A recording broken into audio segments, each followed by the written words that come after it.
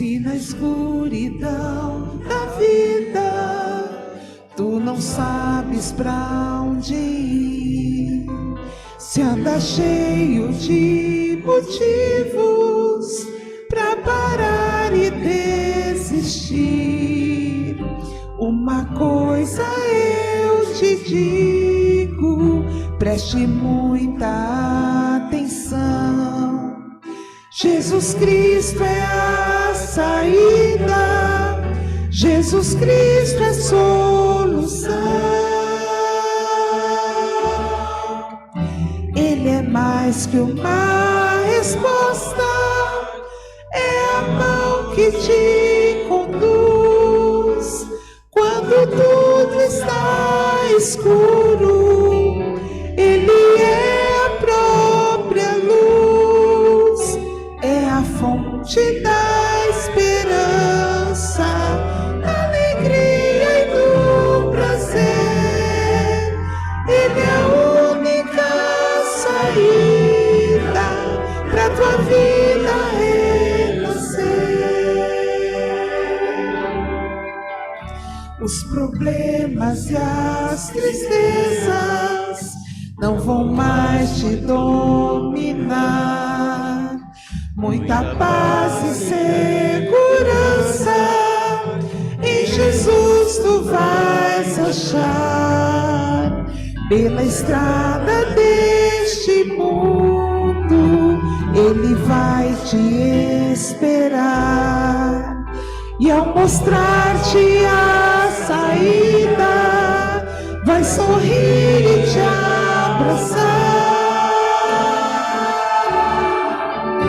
Ele é mais que uma resposta, é a mão que te conduz quando tudo está escuro.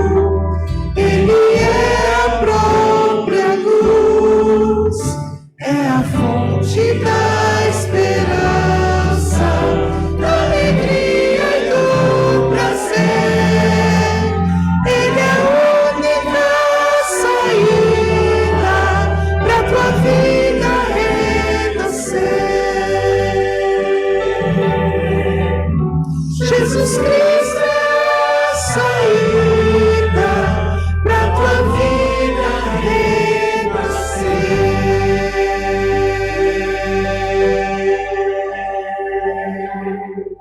Amém? Não importa qual seja a pergunta, Ele sempre será a resposta. Não importa qual seja a dificuldade, quantas portas aparentemente estão fechadas, quantos muros são erguidos para dificultar a tua passagem, a tua vitória. Mas Ele sempre será a única saída, a única solução. 33. A esperança é Jesus.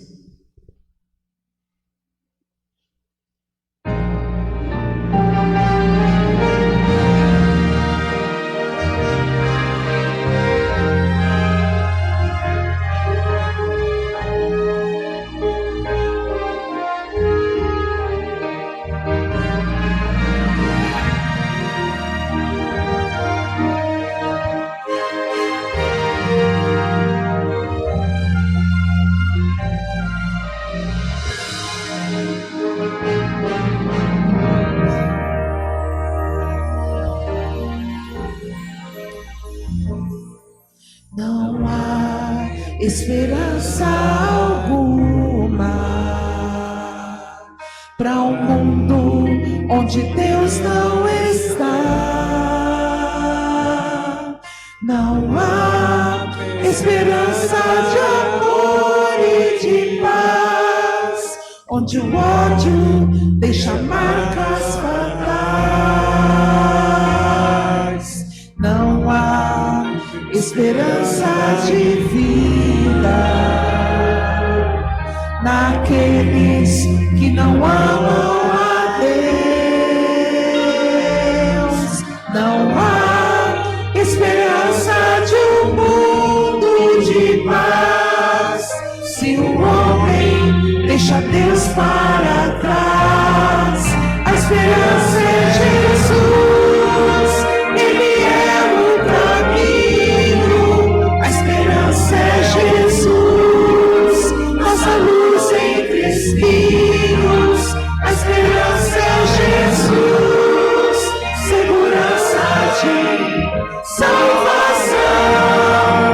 onde o mundo pode achar solução, a esperança é Jesus.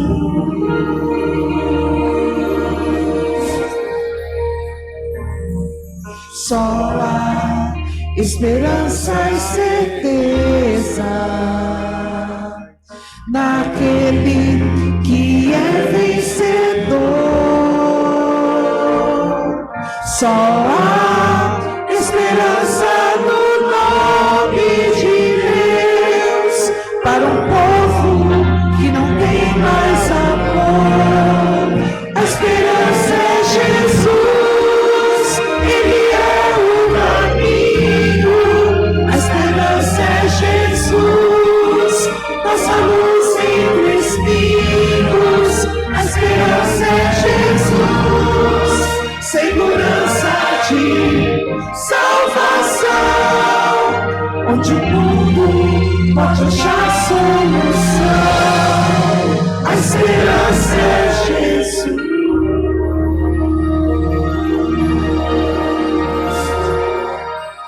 Amém?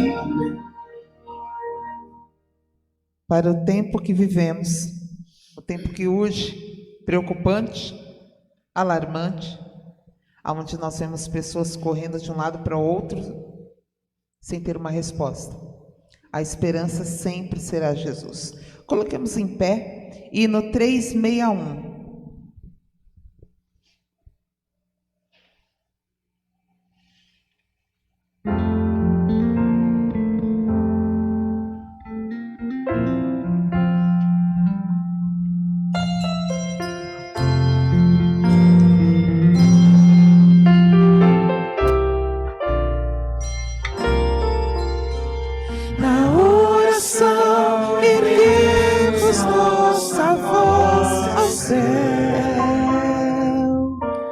E Deus se inclina para nos ouvir.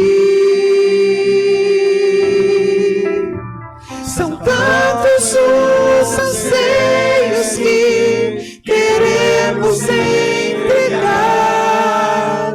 pois cremos em seu grande amor.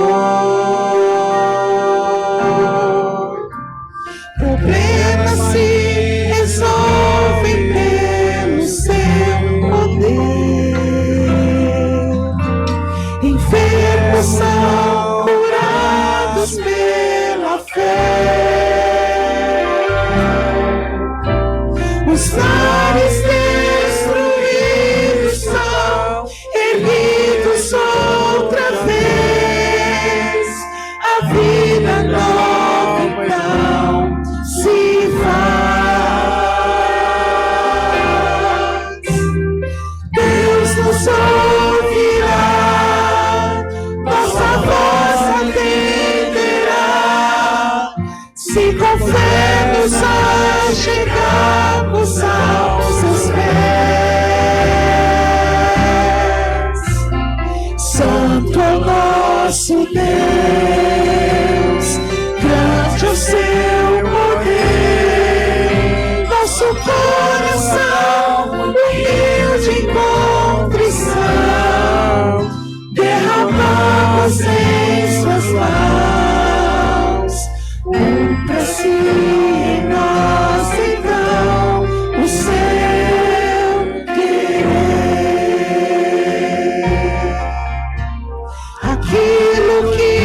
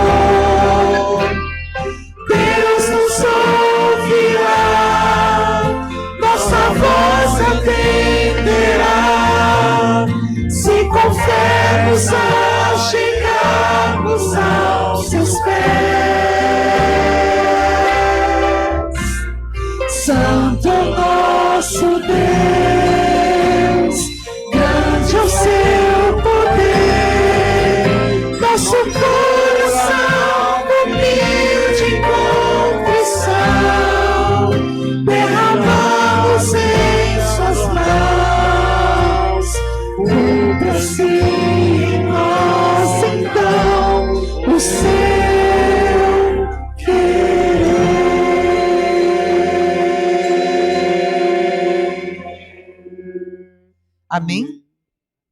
Nós vamos nos ajoelhar neste momento para falar com Deus. E eu convido aqui o Elias para que ele venha dirigir essa oração. Aqueles que puderem, vamos ajoelhar.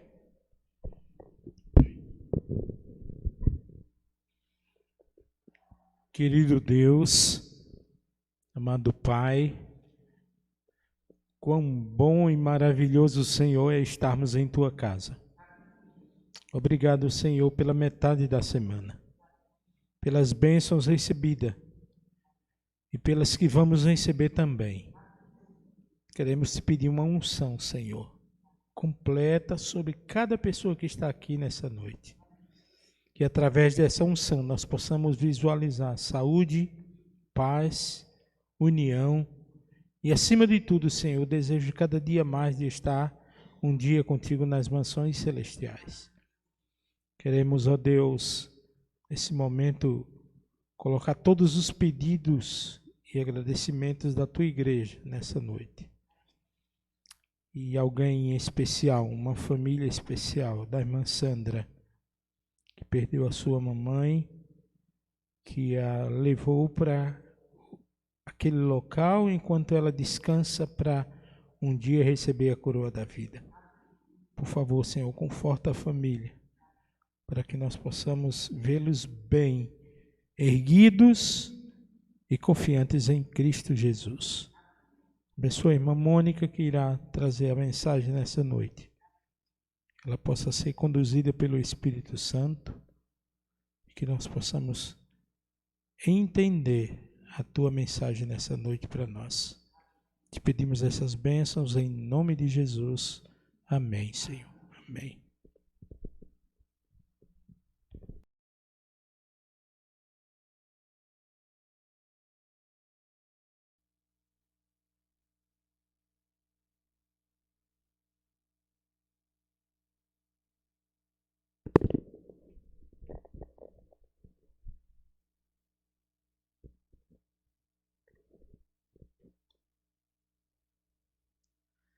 Nós vamos mais uma vez falar sobre oração, um tema tão importante, porque, enfim, envolve a nossa vida.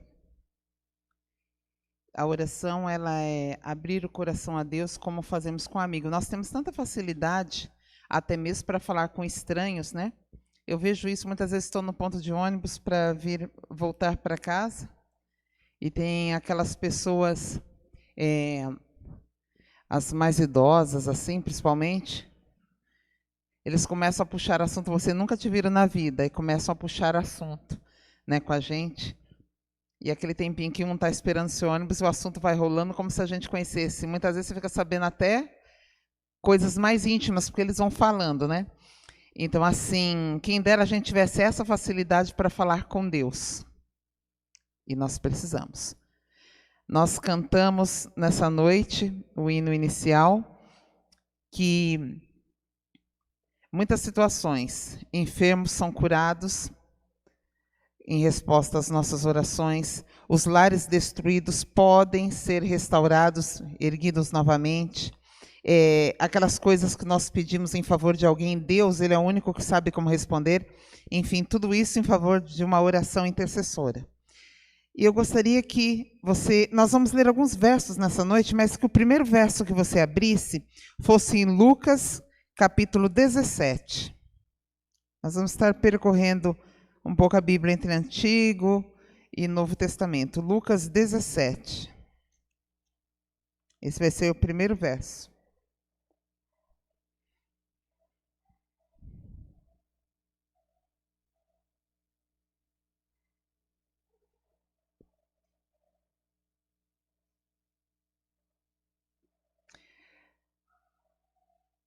Bíblias abertas. Pai amado, Tua palavra foi aberta e ela estará sendo aberta, usada muitas vezes nessa noite, para entendermos exatamente o que o Senhor precisa nos falar. A mensagem é uma só para todos, mas a maneira como compreenderão caberá ao Espírito Santo, que vai estar dirigindo de acordo com cada necessidade. Agradecemos pelo poder que da Tua palavra emana para cada um de nós, em nome e por amor de Jesus. Amém.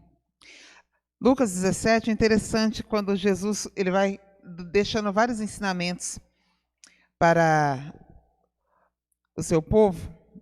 E ali, quando ele está falando do seu reino, que estava próximo, e ele começa a falar com os seus discípulos, tem uma frase que sempre que eu lia me chamava muita atenção, e está aqui no verso 32. Ele diz assim: lembrai-vos da mulher de quem? De Ló. Muito bem. Lembrai-vos da mulher de Ló. É o lugar no Novo Testamento onde Deus ele faz através do autor aqui do livro de Lucas, ele faz a menção da mulher de Ló. Mas o que será que essa mulher de Ló, ela tem de tão interessante que a gente precisaria lembrar dela? E aí você vai abrir a sua Bíblia no livro de Gênesis, capítulo 18. E a gente vai ver alguns poucos versos e entender o que tem a ver, lembrai-vos da mulher de Ló. E eu peço a Deus que você nunca mais esqueça essa frase. Que a cada situação que você estiver passando, vendo o acontecimento que está acontecendo no nosso planeta, vendo a proximidade da volta de Cristo, que você sempre se lembre dessa frase. Lembrai-vos da mulher de Ló. Gênesis 18.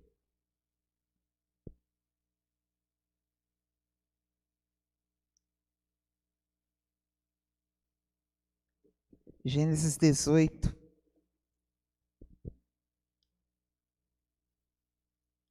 Aqui a partir do verso 22, é Deus e Abrão. E aqui nos diz o seguinte, verso 22. Então, partiram dali aqueles homens e foram para Sodoma. Porém, Abrão permaneceu ainda na presença do Senhor. E aproximando-se a ele, disse: destruirás o justo com o ímpio? O verso anterior diz que aqueles homens, e se você olhasse um pouco antes, você veria a questão de um diálogo de Deus, ali no começo do verso 18, o próprio Deus aparecendo a Abraão, sendo hospedado ali, em algum tempo ele ficou hospedado ali nas tendas de Abraão, e ele conversou com Abraão, e ele foi bem claro com a promessa do filho que Abraão teria com Sara. Mas o interessante é que depois que eles saem dali, aqueles dois homens que estavam com o Senhor, eles foram para Sodoma, eles tinham uma missão lá. E Abraão, sabendo qual era a missão, ele ficou apreensivo. Aí o verso 23, ele disse: destruirá o justo com o ímpio? Se houver, porventura, 50 justos na cidade de Sodoma, destruirás ainda assim, e não pouparás o lugar por amor dos 50 justos que nela se encontram? Longe de ti fazeres tal coisa, matares o justo com o ímpio, como se o justo fosse igual ao ímpio, longe de ti. A pergunta de Abraão naquele dia era: não fará justiça o juiz de toda a terra? Então disse o Senhor, verso 26, se eu achar em Sodoma 50 justos dentro da cidade, pouparei a cidade toda por amor deles. E ali você vai percebendo até o verso 33 que Abraão ele continua, só que agora abaixando cada vez mais, vai tirando 5, vai tirando, até que por fim ele chega e fala aqui no verso 32, disse ainda Abraão: não se ire o Senhor se lhe falo somente mais essa vez. Se porventura houver ali 10, respondeu o Senhor, não a destruirei por amor dos 10. Verso 33, tendo cessado de falar a Abraão, retirou-se o Senhor, e Abraão voltou para o seu lugar. Naquele momento, Abraão continuou seu encontro com Deus. E agora era um momento de clamor, de intercessão. O que Abraão estava fazendo? Aquilo que nós normalmente fazemos. Quando a gente vem aqui aos domingos, 6 da manhã, a gente gostaria de estar na nossa cama dormindo. A gente levanta cedo todos os dias. Quem trabalha fora ou quem tem os seus afazeres e há essa necessidade, a gente levanta cedo todos os dias. Todos os dias eu levanto 5 horas da manhã para poder adiantar o estudo da lição, alguma coisa, porque 6 horas já tenho que estar virando a esquina rumo ao ponto. Se eu perder aquele ônibus, só consigo ele depois de 20, 30 minutos. E aí o tempo de chegar ao trabalho é bem mais longo. E aí eu tenho que ficar mais tempo para completar as minhas horas. Então, dá um distúrbio tremendo. Então, preciso pegar aquele. Todos os dias, domingo, eu gostaria de dormir até mais tarde. Mas a gente tem um chamado para orar pelos outros.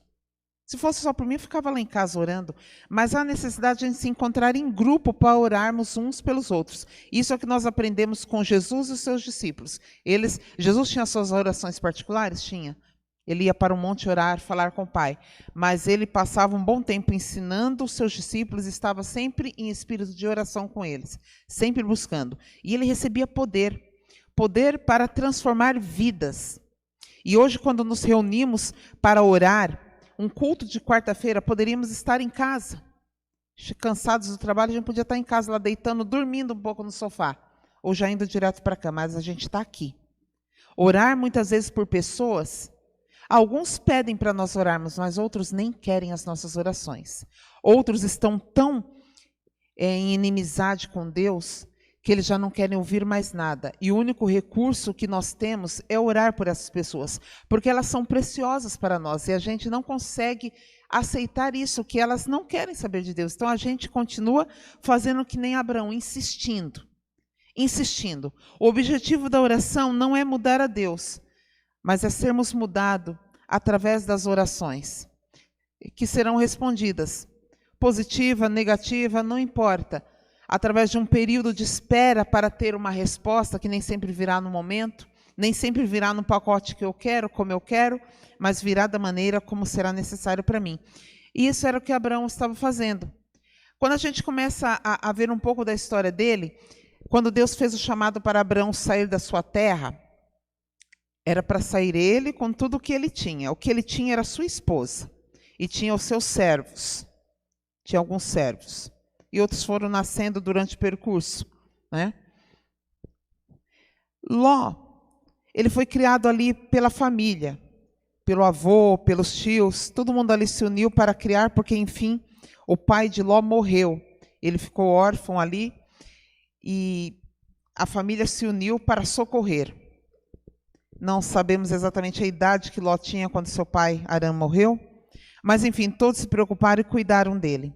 Mas o fato é que a impressão que dá é que Abraão foi aquele que mais se achegou a esse jovenzinho, porque quando Abraão saiu, obedeceu a Deus e saiu, e foi peregrinar, Ló não pensou duas vezes, ele foi junto com seu tio. Então, querendo ou não, ele tinha um certo grau ali de intimidade com seu tio. Mas o problema de Ló estava na esposa que ele casou, porque pelo que nós vemos aqui, ela devia ter uma influência muito grande sobre ele. Devia ter uma influência grande. E o fato de simplesmente chegar até Sodoma pode ter sido, em parte, um pouco influenciado por ela. Não sei exatamente de que região ela era, mas o fato é que quando eles se desentenderam ali, precisaram se separar, Abraão então falou que Ló escolhesse. E Ló, que até então era tranquilo, não deu a preferência ao seu tio, por ser o mais velho, em respeito ao homem que cuidou dele. Mas ele foi na frente e falou, eu vou escolher o melhor antes que meu tio escolha, né? E o medo de Abraão escolher Sodoma? O lugar era agradável para quem via. E assim, Ló não entrou diretamente em Sodoma, mas pelo relato bíblico ele foi se achegando, foi armando a tenda aqui, desarma aqui, a arma lá. Quando viu, já estava dentro da cidade. E ali ele passou uma boa parte da sua vida ali, estava com a sua família ali constituída. O fato é que era uma cidade rica, e ele que já tinha muitos bens, tanto que não dava ali para os bens dele e do tio conviverem, a terra não era espaçosa o suficiente. Ele queria um pouco mais de conforto, ele queria luxo, ele queria vizinhos, coisa que, vivendo em tendas cada hora num lugar, não era possível. Mas o que ele encontrou em Sodoma foi orgias, banquetes, bebedice, ociosidade, o que tornou os seus habitantes totalmente perversos. Isso é o livro de Ezequiel que nos fala, quando fala de Sodoma e Gomorra, ele diz que era uma cidade cheia de orgia, banquetes, bebedice, ociosidade.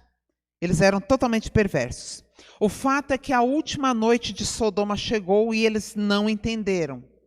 Para eles, eles continuariam vivendo aquilo, desfrutando de tudo o que o local, a posição do lugar, aquela planície tinha a oferecer do bom e do melhor, fazendo negócios com todo tipo de pessoas que passassem por ali, negociando e vivendo a sua vida íntima do jeito que quisesse. Homens com homens, mulheres, mulheres, o que quisesse, ali tudo era permitido, a maneira como eles quisessem.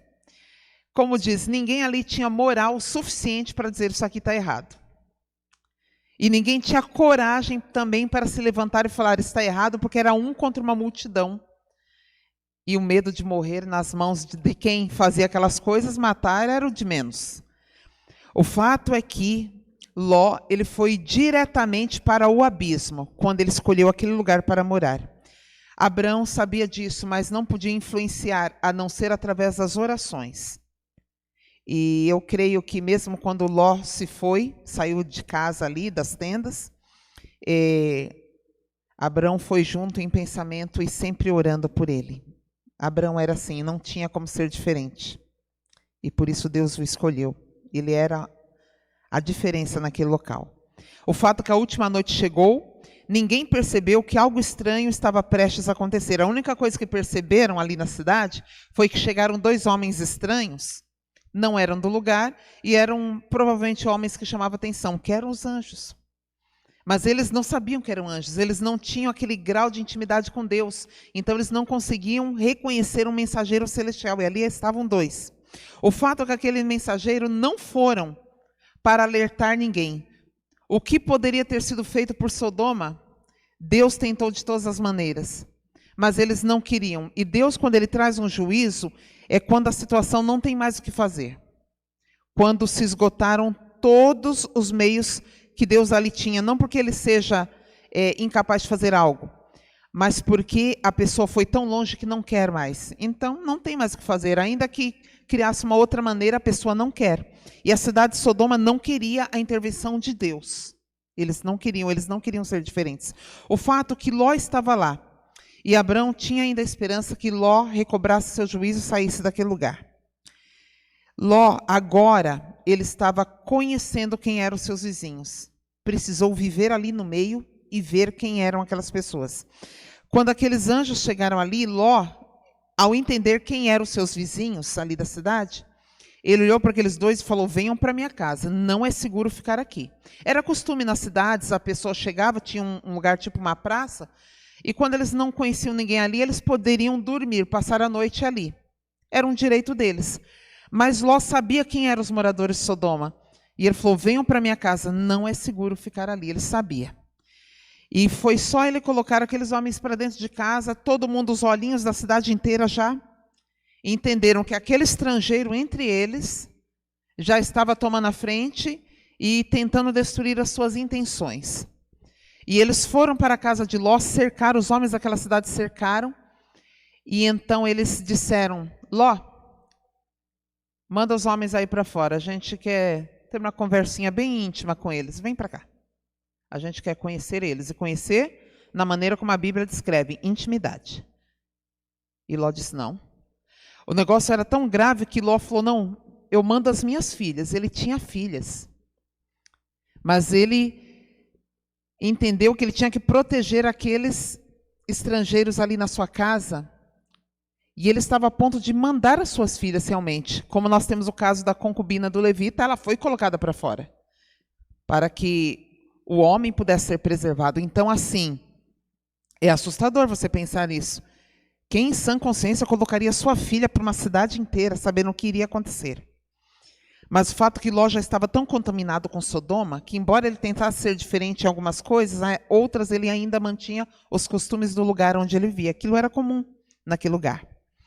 O fato foi que, quando Ló disse que não, aqueles homens da cidade falaram, nós vamos fazer a você pior ainda.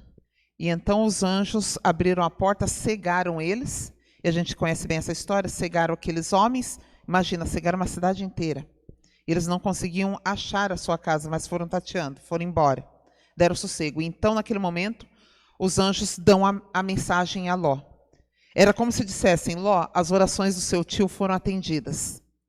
E você está recebendo a sua última oportunidade. Pega tudo que você tem e nos segue. É a sua única chance. Se você ficar, você é destruído com o local. Ló, então, ficou assustado. Como pegar as suas coisas? Ele havia construído, a sua vida estava naquele lugar. As suas riquezas estavam naquele lugar. A sua casa, tudo. Ele não tinha pouca coisa, ele tinha muita coisa. Como deixar tudo isso para trás? E também os seus filhos. Não era apenas a sua família, não era apenas as que estavam em casa. E o fato é que os anjos falaram, olha, você vai lá e avisa eles. Se eles quiserem ser salvos, terão que vir para cá agora. E quando ele foi avisar, ele não tinha moral nem com a sua própria família, porque todos começaram a zombar dele. E o dispensaram, falaram, não queremos a sua ajuda, não vai acontecer nada com este lugar. Você está delirando. Então Ló voltou triste para casa e ficou assim, entre dois pensamentos. O que eu faço? Eu fico com eles ou eu vou com os anjos? Irmãos, a minha mãe, ela falava muito uma frase, ela dizia assim, por mais que você ame as pessoas, vai chegar um momento em que você terá que tomar uma decisão. Você terá que decidir do lado de quem você está.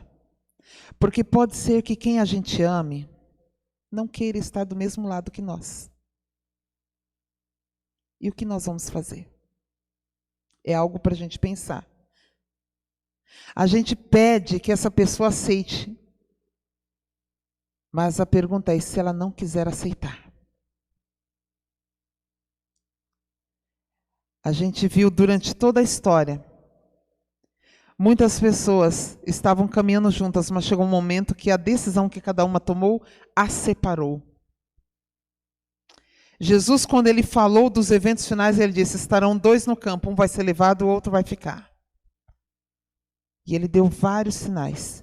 Ou seja, ele está fazendo tudo, mas ele não vai arrastar ninguém. Nem você, nem eu. Ele não vai nos arrastar. E é algo que a gente precisa analisar muito, pensar muito. O que Deus está nos falando através de uma história como essa. Ló tinha uma família inteira. Mas quando saiu de Sodoma, eles saíram em 3, porque uma ficou ali na entrada. Nem a sua esposa foi com ele, ela virou uma estátua de sal. O seu coração estava apegado à cidade. Ela saiu, mas só o corpo, mas ela estava ali dentro. Ela não conseguiu se separar de Sodoma. E ela foi destruída com o lugar. Não com fogo do céu, mas virou sal. Ele saiu com as suas 2 filhas. Ah, beleza, saiu com 2. Mas elas praticaram incesto com seu pai. Elas viveram tanto tempo em Sodoma que aquilo que elas fizeram com o pai era visto para elas como algo normal. Era a solução humana para se ter uma descendência. Não confiaram que Deus poderia pegar aquelas 2 jovens, não entregaram sua vida nas mãos de Deus, para que Deus continuasse a sua descendência. Deus encaminharia ele com as suas 2 filhas para algum lugar. Em algum lugar aquelas jovens se casariam e teriam uma família. Mas elas tentaram resolver da sua maneira e elas arrumaram dor de cabeça. Porque Amonita e Moabita, quando você vê na Bíblia, eles não eram fáceis de se lidar. Eram totalmente inimigos da nação de Israel. Em todo tempo eles faziam tudo de ruim para Israel.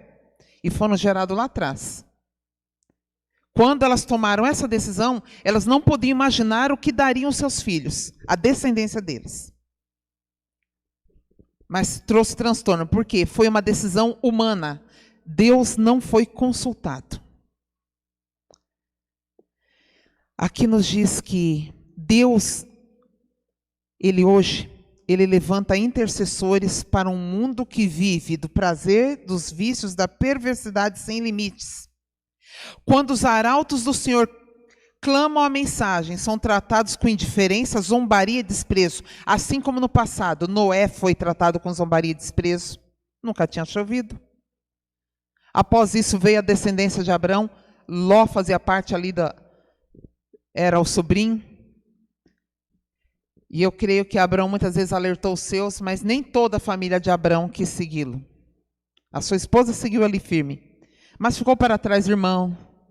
Tanto que quando vai se buscar uma noiva para Isaac, volta-se para a terra, Harã, para se buscar, ela estava lá. Ou seja, descendente de um irmão de Abraão que não foi junto, não quis ir junto, preferiu ficar para lá. Labão é chamado de arameu, ele vivia na cultura de Harã. Ele não abraçava o chamado de Abraão, que era o seu parente. Então, assim, a gente percebe que dentro de uma família ali, escolhida por Deus, haviam divisões. E isso é um alerta para nós. Porque a gente está vendo, cada um de nós estamos vendo divisões na nossa própria família. O que eu estou falando aqui não foi planejado, não planejava falar dessa maneira. Mas é algo que a gente começa a pensar, dentro da nossa própria família existe divisão. Nós que temos na nossa família o mesmo sangue, o mesmo sobrenome e muitas vezes a mesma origem. E muitas vezes existe divisão. Uns querem servir a Deus, outros não estão nem aí. E ainda zombam de quem quer. Mas Deus está nos levantando como intercessores na nossa família. Nós não podemos desistir de orar, independente do que eles irão decidir. Mas nós precisamos fazer a nossa parte, que é orar, interceder. Abraão não sabia se Ló iria aceitar ou não, mas ele decidiu clamar ao Senhor e deixar nas mãos de Deus o trabalho. E Deus foi fazer a sua obra através do Espírito Santo. Quando o homem atinge o limite extremo do pecado, inicia-se o juízo de Deus. E na nossa geração, a gente está vendo que está ali no limite. Você não sabe mais o que o ser humano pode fazer de pior. Porque as maiores atrocidades são cometidas. Coisas que a gente não imagina estão acontecendo. Se você ligar um jornal, assistir 24 horas, você fica chocado. Você entra até em depressão. Só de assistir aquilo. Você fica doente de ver um pouco do que aparece na mídia sobre a maldade humana. Então nós entendemos pelo andar da carruagem que o juízo de Deus está prestes a acontecer. Ele é feito em etapas. A gente está vivendo um investigativo. Mas ele não vai viver a vida toda só investigando. Vai chegar o momento final, que é o executivo. E aí não tem o que fazer mais. Então, enquanto está nesse período de juízo investigativo, é nosso dever olhar pelos nossos e clamar a Deus por eles. Para que o Espírito Santo venha com todo o poder. E é dever nosso estarmos tão íntimos com Deus, que o Espírito Santo possa agir através de nós, para vermos se conseguimos fazer a diferença na nossa família. A gente vem à igreja, clamamos pelo nosso, mas nós também precisamos fazer a nossa parte, que é estar intimamente ligados com Deus. Se não estamos, precisamos buscar. Precisamos, então, a primeira oração a ser buscada é pedir por nós: Senhor, me ajuda. Eu estou fraco, eu não consigo, eu não sei o que fazer. Eu não consigo, Senhor, nem abrir a tua palavra. Então, clame ajuda a Deus, para que seja isso tão natural a você. Uma coisa tão maravilhosa na sua vida, que você fala: eu não posso guardar para mim, eu tenho que repartir.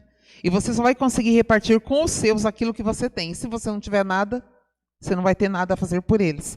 Então, nós precisamos pensar nisso. Abraão, ele intercedeu por Ló, porque ele tinha o que oferecer. Ele tinha uma intimidade com Deus. Ele era exemplo. Ele tinha o que oferecer. E nós precisamos seguir o exemplo desse homem.